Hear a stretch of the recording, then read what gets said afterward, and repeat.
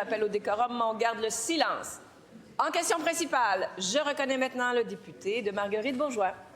Madame la Présidente, en 2018, la CAQ promettait une saine gestion des finances publiques et un contrôle serré des dépenses. L'an dernier, ce mauvais gouvernement annonçait enfin un vaste chantier des dépenses, mais hier, on apprend que ce chantier va être relancé encore une fois.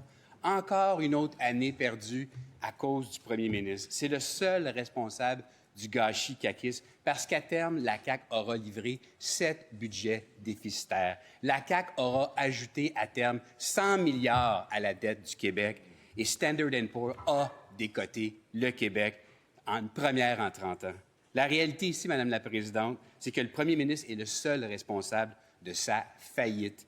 Il n'aura jamais été le premier ministre de l'économie. Il n'aura jamais été reconnu comme un premier ministre de la saine gestion. Il n'y a plus de crédibilité. N'oubliez pas le pas de bravo. La réponse du ministre des Finances. Oui, merci, Madame la Présidente. Alors, permettez-moi de donner les chiffres. Ça va permettre de cadrer la discussion. Alors, le 31 mars 2019, le budget qui a chevauché les deux gouvernements, alors à la fin du précédent gouvernement, la dette nette par rapport au PIB du Québec était de 43 %. Ça, c'est après avoir ajusté pour la note aux états financiers parce que la vérificatrice générale n'aimait pas les états financiers du précédent gouvernement. Quelle est la dette que nous prévoyons pour le 31 mars 2026? 40 %, Madame la Présidente. Alors, la dette nette par rapport au PIB du Québec au 31 mars 2026 est inférieure à ce qu'elle était sous le précédent gouvernement. La hausse de la dette, contrairement à ce qu'affirme le député de l'opposition, est de 66 milliards et 67 % de cela, Madame la Présidente, ce sont des infrastructures. Est-ce que le député est contre l'accroissement des investissements en infrastructures? Première complémentaire.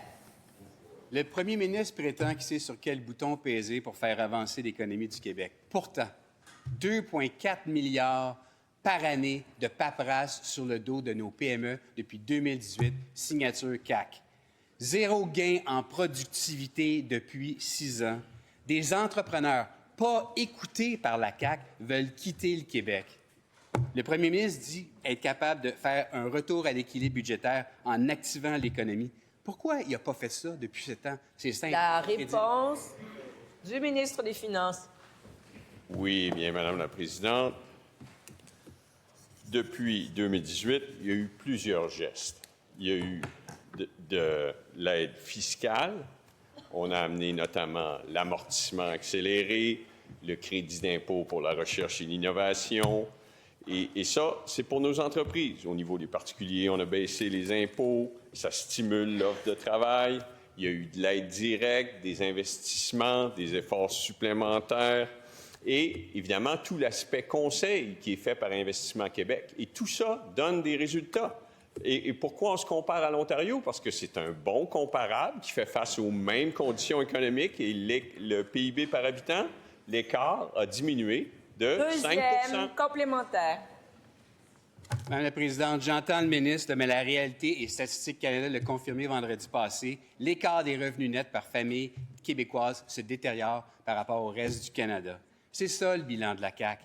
Les Québécois ils ont moins d'argent dans leur poche, les finances publiques et les services sont en lambeaux. Et hier, on a entendu le premier ministre dire « Une chance, on a le meilleur ministre des Finances ».